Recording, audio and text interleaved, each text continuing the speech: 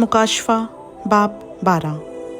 फिर आसमान पर एक बड़ा निशान दिखाई दिया, यानी एक औरत नजर आई जो आफताब को ओढ़े हुए थी और चांद उसके पाँव के नीचे था और 12 सितारों का ताज उसके सर पर। वो हामिला थी और दर्द सह में चिल्लाती थी और बच्चा जनने की तकलीफ में थी।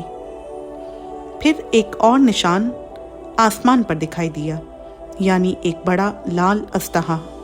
उसके 7 सर और 10 सींग थे और उसके सरों पर 7 ताज, और उसकी दुम ने आसमान के 3 सितारे खींचकर ज़मीन पर डाल दिए।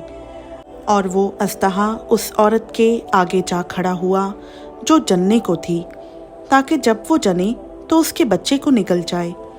और वो बेटा जनी, यानी वो लड़का जो लोहे के असा से सब कौमों पर हुकूमत करेगा।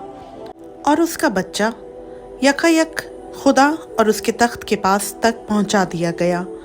और वो औरत उस बियाबान को भाग गई जहां खुदा की तरफ से उसके लिए एक जगह तैयार की गई थी, ताकि वहां 1260 दिन तक उसकी परवरिश की जाए। फिर आसमान पर लड़ाई हुई। मिकाइल और उसके फरिश्ते अस्तहा से लड़ने को निकले और अस्तहा और उसके फरिश्ते उनसे लड़े, लेकिन गालिब ना आए।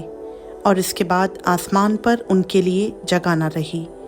और वो बड़ा अस्तहा, यानी वही पुराना सांप जो इब्लीस और शैतान कहलाता है और सारे जहान को गुमराह कर देता है, ज़मीन पर गिरा दिया गया और उसके फरिश्ते भी उसके साथ गिरा दिए गए। फिर मैंने आसमान पर से ये बड़ी आवाज़ आती सुनी कि अब हमारे खुदा की निजात और कुदरत और बादशाही और उसके मसीह का इख्तियार ज़ाहिर हुआ, क्योंकि हमारे भाइयों पर इल्ज़ाम लगाने वाला जो रात दिन हमारे खुदा के आगे उन पर इल्ज़ाम लगाया करता है, गिरा दिया गया।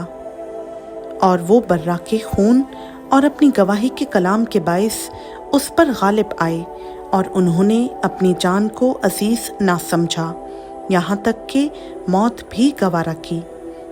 बस ए आसमानों और उनके रहने वालों, खुशी मनाओ।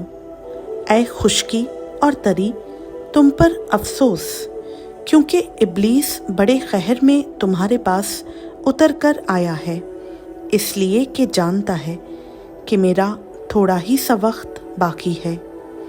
और जब अस्तहा ने देखा कि मैं ज़मीन पर गिरा दिया गया हूँ, तो उस औरत को सताया जो बेटा जनी थी, और उस औरत को बड़े उखाब के 2 पर दिए गए, ताकि सांप के सामने से उड़कर बियाबान में अपनी उस जगह पहुँच जाए जहाँ एक ज़माना और ज़मानों और आधे ज़माना तक उसकी परवरिश की जाएगी।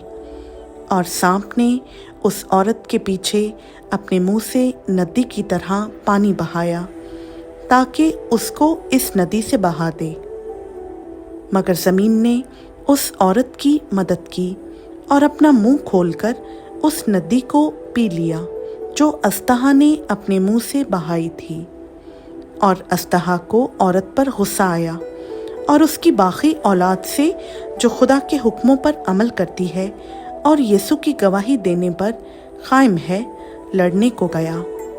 खुदा उनका पाक कलाम का पढ़ा, सुना, समझा और कबूल किया जाना हम सबों के लिए बाइस बरकत हो। आमीन।